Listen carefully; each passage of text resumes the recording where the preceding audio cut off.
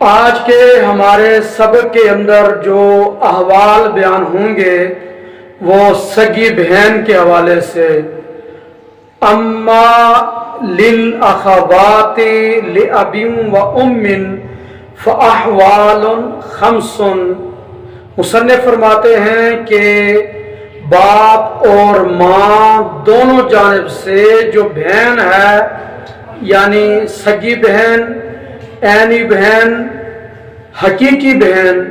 تو اس کے کل احوال 5 ہیں۔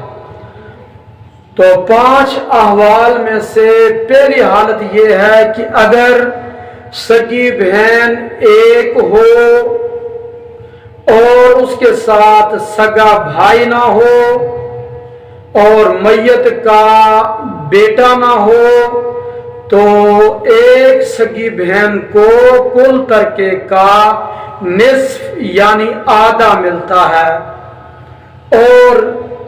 دوسری حالت میت کی سگی بہنوں کی یہ ہے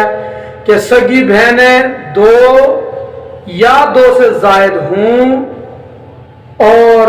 ان کے ساتھ میت کا سگا بیٹا اور اسی طرح میت کا بیٹا، پوتا، پرپوتا یعنی مذکر اولاد نیچے تک نہ ہو تو میت کی سگی بہنوں کو کل ترکے کا ثلثان یعنی 2/3 ترکہ ملتا ہے۔ اور اس کے بعد تیسری حالت مصنف علیہ رحمہ بیان کرتے ہیں کہ وَمَعَ الْأَخِي لِأَبٍ وَأُمٍّ لِلذَّكَرِ مِثْلُ حَظِّ الْأُنثَيَيْنِ۔ تیسری حالت یہ ہے کہ میت کی سگی بہن ایک ہو یا ایک سے زائد ہوں لیکن ان کے ساتھ میت کا سگا بھائی میت کی سگی بہنوں کو اسبا بالغیر بنا دیتا ہے۔ اس صورت میں میت کی سگی بہنوں کو فرضی حصہ نہیں ملے گا بلکہ بطور اسبا بالغیر للذکر مثل حظ الانثیین کے مطابق حصہ ملے گا، اس طرح کہ میت کے سگے بھائی کو ڈبل حصہ ملے گا 2 مؤنث کے برابر، اور مؤنث یعنی سگی بہن کو میت کے سگے بھائی کے حصے کا سنگل ملے گا۔ اور یہ سگا بھائی ایک ہو یا متعدد یہ میت کی سگی بہنوں کو اسبا بنا دیتا ہے، یسرن بہ عصبتن، میت کی سگی بہنیں میت کے سگے بھائی کی وجہ سے اسبا بن جاتی ہیں۔ اس کی وجہ بیان کی مصنف علیہ رحمہ نے لاستوائہم فی القرابۃ الی المیت، میت کی طرف قرابت میں قریب ہونے میں سگی بہن اور سگا بھائی مستوی اور برابر ہوتے ہیں، اس واسطے میت کی سگی بہنیں میت کے سگے بھائی کی موجودگی میں ذوی الفروض نہیں رہتی بلکہ بطور عصبہ وراثت سے حصہ پاتی ہیں۔ یہ 3 احوال کے بعد چوتھی حالت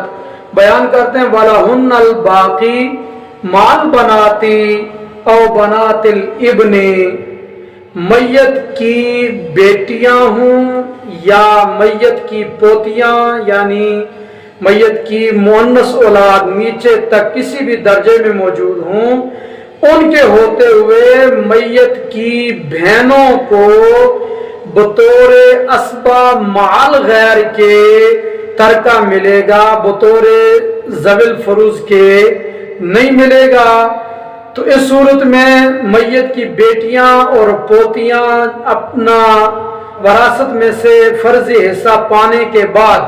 اگر کچھ ترکہ بچتا ہے تو میت کی بہنوں کو اسبا مع غیر کے طور پر ما بقیہ ملے گا۔ اور اس پر دلیل مصنف علیہ رحمہ نے بیان کی